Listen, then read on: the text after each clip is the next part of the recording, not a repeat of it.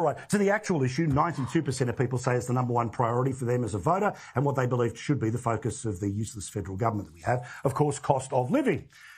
Well, as you know, currently, despite the fact that they've rigged the Reserve Bank now to meet in more infrequent times, they're only going to meet 8 times a year rather than 11, they still haven't picked the group of people that will be making those decisions.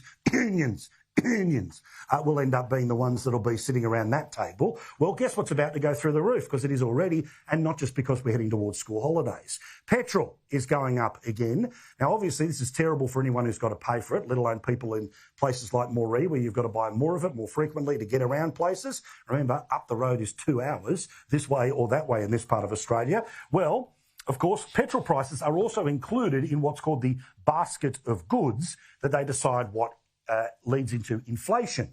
Of course, when inflation goes up, the Reserve Bank turns around, has to make its decision. You end up getting the same or higher interest rates.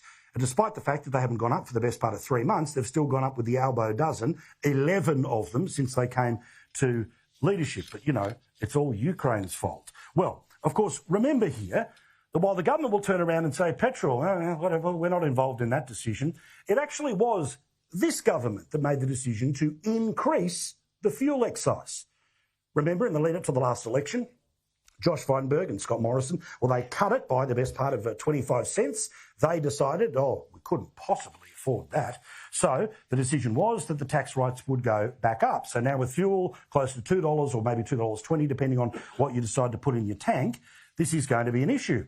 But take note, Grim Jim told us that one of the reasons they couldn't possibly do this is because the federal government's got no cash. Just bones of their ass stuff. They've got nothing in their pockets. And it would cost $3 billion every 6 months to be able to continue to bring your petrol prices down by 25 cents. Well, guess what was just announced again a couple of days ago? The federal budget surplus, meaning more money than even these people, have been able to spend, is more than $20 billion. So do your sums on their capacity that they could have kept petrol 25 cents cheaper for an entire year, and it would cost, what, $12 billion? Not even half of the extra money that they have because of, among other things, the commodities sector and, of course, rising taxes, which is, of course, the Labor way. But also, when it comes to Grim Jim, the greatest passenger of the Australian economy, the man who dreams to one day eventually replace the greatest Prime Minister of all time in Albo, did you know, by the way, that Albo grew up in a single-parent household and he's got a dog and he lived in housing? I don't know, just it's a small story. You may well not have heard it by now. I think even Joe Biden can remember that story. That's how often the story has been said. Well, Grim Jim decided to come out and disagree with the Reserve Bank. Remember the Reserve Bank that they blamed the entire economic situation on, but they got rid of that bloke. If it had been the Libs who had done that to a public servant, imagine the special edition of Four Corners that we'd be having. Well, the Reserve Bank says that most likely Australia needs to get to a place where we have a 4.5% unemployment rate.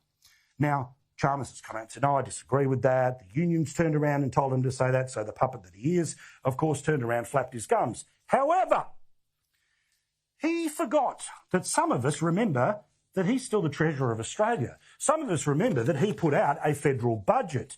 He put out a federal budget that had a prediction in the 2024-25 economy and 2025-26 economy that unemployment would be 4.5%. So he is now literally arguing against his own budget about what he thinks is going to be the unemployment rate in Australia. Now, remember, as we told you, from budget night in May of this year through to budget night next year, if it is 4.5%, that's 140,000 people losing their job. Now, thankfully, at this stage, it doesn't seem like we're getting anywhere near unemployment with a 4 in front of it. But for the Treasurer to pretend that when the Reserve Bank tells us it's 4.5%, total garbage. When it's Treasury, it must be believed, because these are the same people who make all of the predictions that exist in all of the budgets.